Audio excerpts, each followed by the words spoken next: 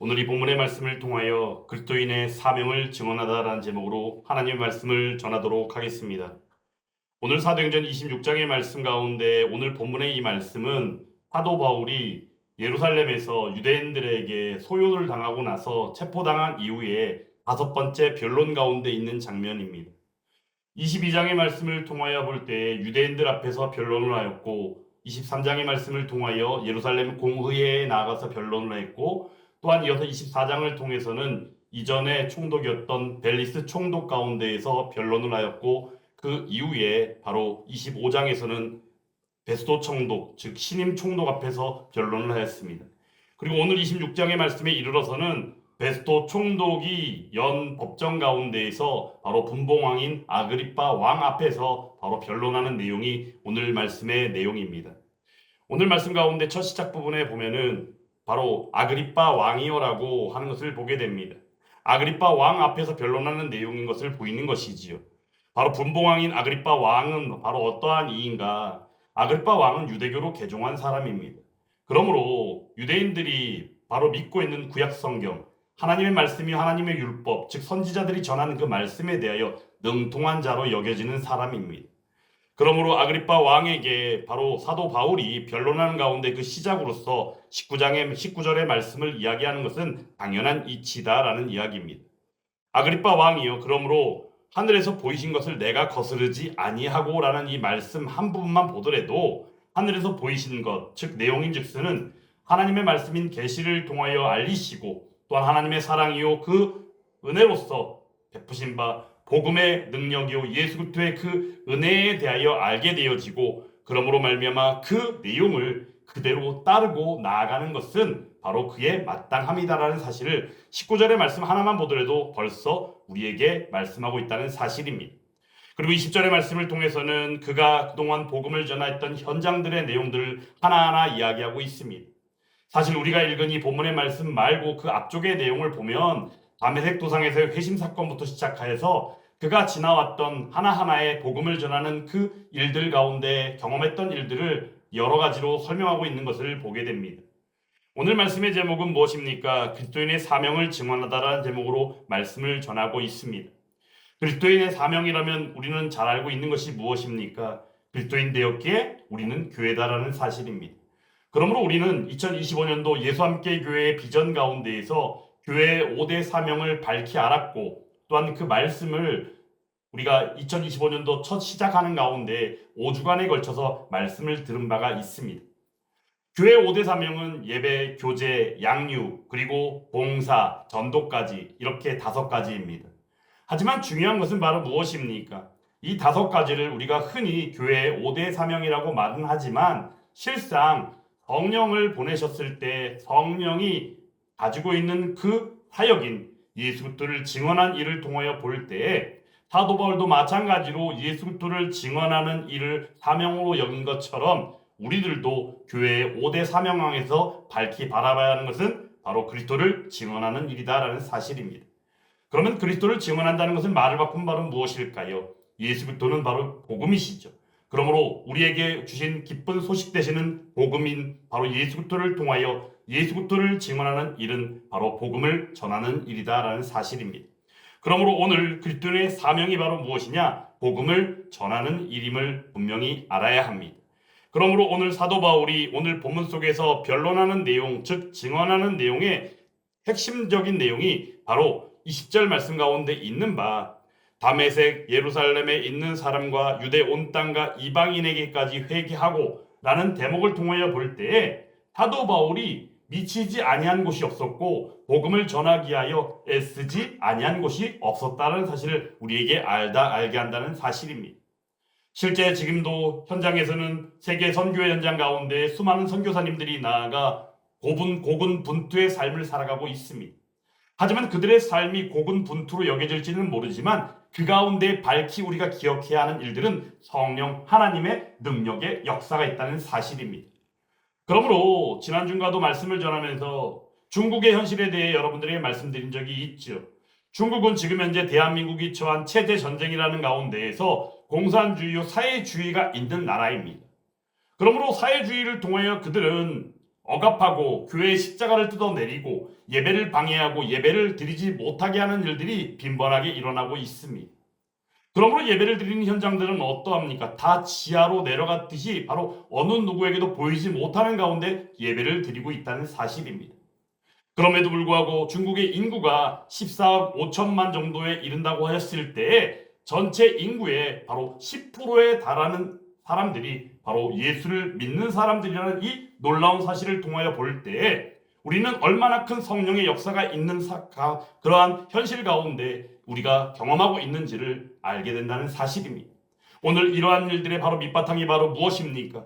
초대교회 역사를 통하여 본 바 베드로의 설교를 통하여 수많은 이들이 나와 예수를 믿고 그 가운데 성령 하나님의 은혜를 체험한 것처럼 그 가운데 또한 예수님이 부활하신 예수님이 친히 다메섹 도상에서 만나주시고 그 가운데 바로 사도 바울이 이방인 선교 가운데에 나와 복음을 전파하는 일들 가운데 그의 목숨까지도 바치기를 각오한 것처럼 우리가 볼 때 복음을 전하는 일이야말로 그리스도인의 사명임을 분명히 알아야 한다는 사실입니다. 그런데 그 가운데 오늘 매우 중요한 사실은 바로 무엇이냐? 그리스도인의 사명인 이 복음을 전하는 일을 바로 증언하고 있다는 사실입니다. 그러므로 오늘 이 말씀을 통하여 이 본문을 통하여 우리들이 다 그리스도의 사명이 바로 복음을 전하는 일임을 이미 알기도 하고 또한 기억하지 못하거나 아니면은 알면서도 모른 채 하는 일들이 있었다면 다시금 확고하게 상고하는 시간이 되기를 간절히 원하며 그 안에서 또한 우리가 복음을 전할 때 그 일들이 나아가 어느 누구에게든지 그리스도인에게 마땅히 자부함으로 증언하는 일들까지 이어질 수 있기를 주님의 이름으로 축원합니다. 오늘 말씀 가운데 보면 그러므로 어디라도 나가지 않은 곳이 없고 그가 미칠 수 있는 곳이라면 어디든지 가서 복음을 전했다라고 말하고 있는 가운데 그 내용이 바로 무엇입니까? 회개하고 하나님께로 돌아가서 회개에 합당한 일을 하라고 전했다라고 말합니다. 복음을 전하는 일, 오늘 주일 예배 가운데에서도 바로 회개에 합당한 열매 가운데로 나온 삭개오에 대해 말씀을 전했습니다. 중요한 것은 바로 무엇입니까? 이 모든 일들이 결국은 구원의 은혜 가운데 있었다는 사실입니다. 마찬가지로 사도 바울도 구원의 은혜를 경험하였고 그 구원의 은혜를 통하여 나아가 그리스도인의 사명인 복음을 전하는 일 가운데 나아갔을 때 그가 전한 복음도 마찬가지로 회개하고 하나님께로 돌아가며 그 가운데 회개에 합당한 일을 한 것까지를 전했다라고 말씀하고 있다는 사실입니다. 그러므로 복음의 중심이 되는 것은 즉 예수 그리스도를 믿는 것이지만 그 가운데의 중심은 예수 그리스도의 그 은혜를 입었을 때 제3의 은혜 가운데 바로 우리의 죄를 뉘우치고 회개하는 역사가 함께하는 줄 믿습니다. 그리고 그 가운데 중요한 것은 바로 무엇입니까? 회개는 단지 우리의 죄를 뉘우치는 것, 우리의 죄를 인식하고 우리의 죄를 뉘우치고 죄의 비참을 아는 것에서 그치는 것이 아니라 결국은 하나님께로 돌아가는 역사라는 사실입니다. 그러므로 하나님께로 돌아가는 역사가 호세아서를 통해서도 우리가 본 바처럼 여호와께로 돌아가자, 그리고 여호와를 알자, 여호와를 힘써 알자라고 말한 것처럼 오늘 이러한 사실이 복음을 전하는 사도 바울의 그 삶의 현장 가운데 있었던 그러한 일들을 지금 재판을 하고 있는 법정 가운데에서 변론하기에 이른 증언하는 사도 바울의 모습으로 나타나고 있다는 사실입니다. 사도 바울은 지금 고백합니다. 단지 그는 전한 것뿐이라는 것이죠. 근데 유대인들이 성전에서 나를 잡아 죽이려고 했다는 거예요. 그러므로 지금 현재 이 자리까지 왔다라고 고백하고 있습니다. 그런데 어떻게 합니까? 결국에 그 가운데는 하나님의 능력이 있었습니다. 하나님의 도우심이 있었습니다. 하나님의 보호하심이 있었습니다. 오늘 그 말씀을 22절 말씀에서는 그대로 말씀하고 있습니다. 22절 말씀 같이 한번 읽어보겠습니다. 하나님의 도우심을 받아 내가 오늘까지 서서 높고 낮은 사람 앞에서 증언하는 것은 선지자들과 모세가 반드시 되리라고 말한 것밖에 없으니 아멘. 내용은 바로 무엇일까요? 말씀 가운데 선지자들과 모세가 반드시 되리라고 말한 것들, 그게 바로 뭐예요? 복음이라는 것이죠. 이게 바로 하나님의 말씀이고 복음이라는 것입니다. 그 복음을 전한 것밖에 없다는 것입니다. 근데 누구에게? 하나님의 도우심을 받아서 오늘까지 서서 높고 낮은 사람 앞에서 증언한다. 여기서 말하는 높고 낮은 사람은 과연 누구를 말할까요?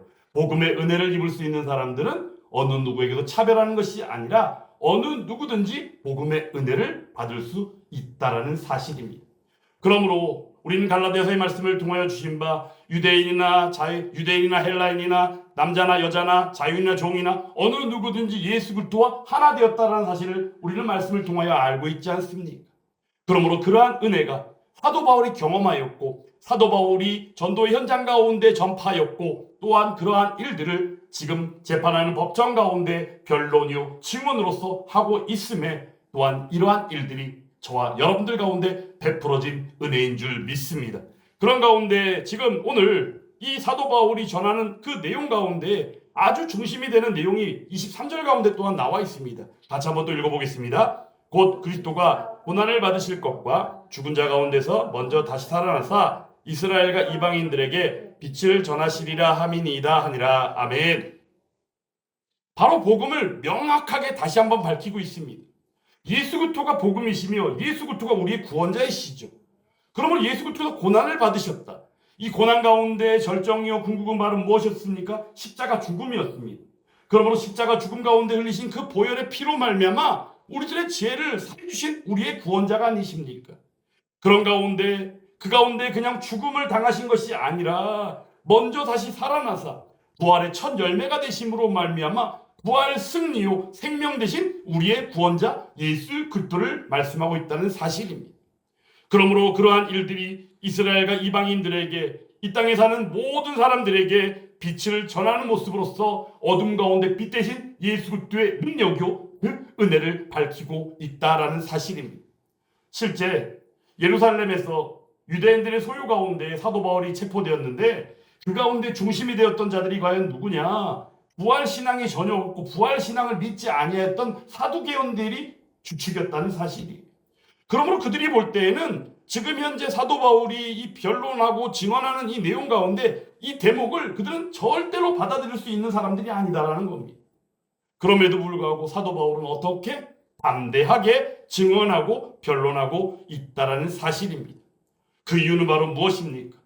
그 이유는 바로 바울이 예수 그리스도로 말미암아 사명을 받았기 때문입니다. 로마서 1장 1절에서는 그러므로 이렇게 밝힙니다. 예수 그리스도의 종 바울은 사도로 부르심을 받아 하나님의 복음을 위하여 택정함을 입었으니라고 말씀합니다. 즉 예수 그리스도로 말미암아 하나님의 복음을 위하여 사명을 감당하게 되어진 사도 바울. 그러므로 사도 바울이 경험하는 일들 가운데 고린도서 12장에서는 이렇게 말씀합니다. 그러므로 내가 그리스도를 위하여 약한 것들과 능욕과 궁핍과 박해와 곤고를 기뻐하노니 이는 내가 약한 그때의 강함이라 라고 말씀하고 있습니다. 지금 그 약한 상태가 바로 이 상태입니다. 약자 중에 약자가 되어 법정 가운데에서 재판을 받고 있고 어떠한 말이라도 곧이곧대로 들으려고 하지 않는 있는 그대로 진리를 받아들이지 아니하고 어찌 보면 결론을 정해놓고 있는 그들의 모습을 보게 된다는 사실입니다. 어찌 보면 요즘 시대에 돌아가는 어떤 일들과 좀 연결되는 것 같지 않습니까? 또 어찌되었건 간에 진리를 받아들이지 아니하고 거부하고 자기들의 생각대로 자기들의 멋대로 그리스도인의 그 사명을 증언하고 있는 사도 바울. 그들의 그러한 것들은 결국 약함 가운데 있지만 오늘 말씀을 통하여 볼 때에도 하나님의 도우심을 받았기에 그는 강하다라는 사실입니다. 이러한 은혜가 지금 이 시간 말씀을 통하여 우리에게 베풀어주고 계시다라는 사실입니다. 그러므로 사도 바울은 늘 고백합니다. 나의 나 된 것은 오직 누구의? 하나님의 은혜로 된 것이라. 할렐루야. 하나님의 은혜. 우리는 하나님의 은혜가 아니면 살 수 없습니다. 그러므로 하나님의 은혜로 인하여 예수함 교회가 세워졌고 지금도 하나님 앞에 예배를 드리고 있다는 사실입니다. 그러므로 한 주간의 삶도 이 땅 가운데 허락한 우리의 삶이 온전히 하나님의 은혜로 말미암아 살아가게 될 수 있기를 주님의 이름으로 축원합니다. 그러므로 오늘 회개에 합당한 일을 하라 전했다는 가운데 이 회개에 합당한 일에 해당하는 내용이 과연 무엇인가? 사도 바울은 이 일에 대해서 갈라디아서를 통하여 말씀하고 있습니다. 바로 회개에 합당한 열매를 맺기 위해서는 성령 안에서 행해야 된다는 것이에요. 그러므로 성령 안에서 행하여 살아가는 삶 가운데 마땅한 일들은 바로 무엇이냐? 회개하였다면 회개에 합당한 열매를 맺는 것이 마땅하며 회개에 합당한 열매를 맺는 것은 바로 성령 안에서 살아감으로 말미암아 맺게 되어지는 성령의 열매가 당연한 일이다라고 밝히고 있다는 사실입니다. 그러므로 갈라디아서 5장 22절 25절 말씀에서 이렇게 말씀합니다. 오직 성령의 열매는 사랑과 희락과 화평과 오래 참음과 자비와 양성과 충성과 온유와 절제니 이 같은 것을 금지할 법이 없느니라. 그리스도 예수의 사람들은 육체와 함께 그 정욕과 탐심을 십자가에 못 박았느니라. 만일 우리가 성령으로 살면 또한 성령으로 행할지니. 아멘. 그러므로 회개에 합당한 열매를 맺어 나아가는 그 삶 속에서 성령과 함께하는 삶은 당연하며 마땅히 성령의 열매를 맺어 살아가는 삶이 당연하다는 사실입니다. 하지만 여기서 우리가 오해해서는 안 되는 것이 바로 무엇이냐? 우리가 성령의 열매를 맺는다니까 이 말씀 가운데 나타나 있는 9가지의 성령의 열매를 다 우리가 갖춘 것처럼 여길 때가 있다는 것이에요. 그러므로 살아가는 가운데 그리스도인 되었는데 그 가운데 어떤 성도들과도 너는 성령의 열매를 이런 걸 받았네 저런 걸 받았네 이러면서 서로 오해의 이야기를 오고 갈 때가 있다는 사실입니다. 하지만 중요한 것은 바로 무엇입니까?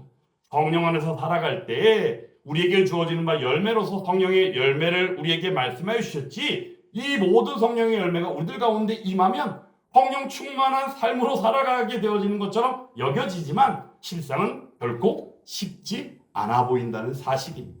그러므로 우리는 어떻게 해야 됩니까? 성령 안에서 살아가는 삶을 구하고 늘 구할 수밖에 없다는 사실입니다. 그때 비로소 성령 충만한 은혜의 역사 안에서 성령의 열매가 온전히 베풀어지는 그 삶을 살아가게 될 줄 믿습니다. 그러므로 우리는 온전히 우리에게 몸이 되시고 또한 교회의 머리가 되신 그 근본 되시는 예수 그리스도로 말미암아 만물의 으뜸 되시는 예수 그리스도의 은혜로 말미암아 나아갈 때 온전한 고백이 있어야 한다는 사실입니다. 바로 무엇이겠습니까? 오늘 사도 바울이 계속적으로 고백한 것처럼 나는 그리스도인입니다. 그 고백이 또한 저와 여러분들의 고백이 될 수 있기를 주님의 이름으로 축원합니다.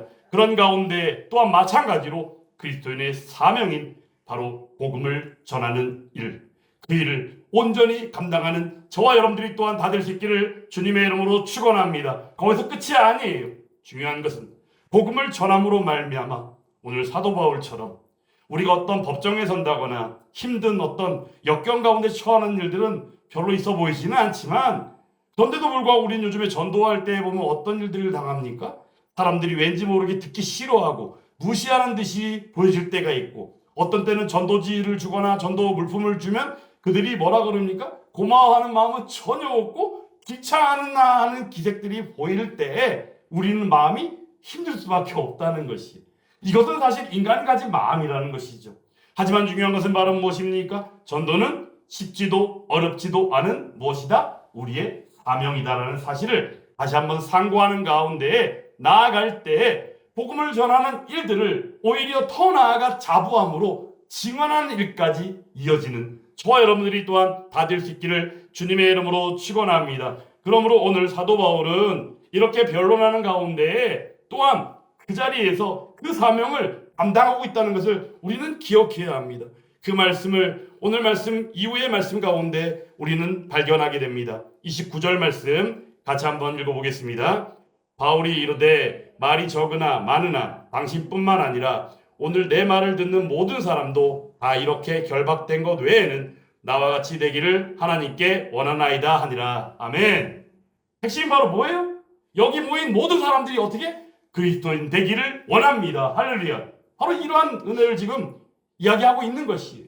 그러므로 재판 이후 법정 가운데 변론하고 증언하는 현장 가운데서도 주눅들지 않고 오히려 당당하게 모두에게 복음을 전하고 그리스도인 되기를 원하는 사도 바울의 마음, 이러한 마음, 예수 함께 속한 성도들의 마음이며 이 시대를 바라보며 힘들어요, 안타까워요, 속상해요 라고 이야기하기 전에 온전히 주님의 마음으로서 이 세상을 향하여 복음을 전하고 또한 이 세상 가운데 주님의 그 사랑을 전파하는 가운데에서 그리스도인의 사명을 오히려 자부함으로 증언하고 나아가는 저와 여러분들이 다 될 수 있기를 주님의 이름으로 축원합니다.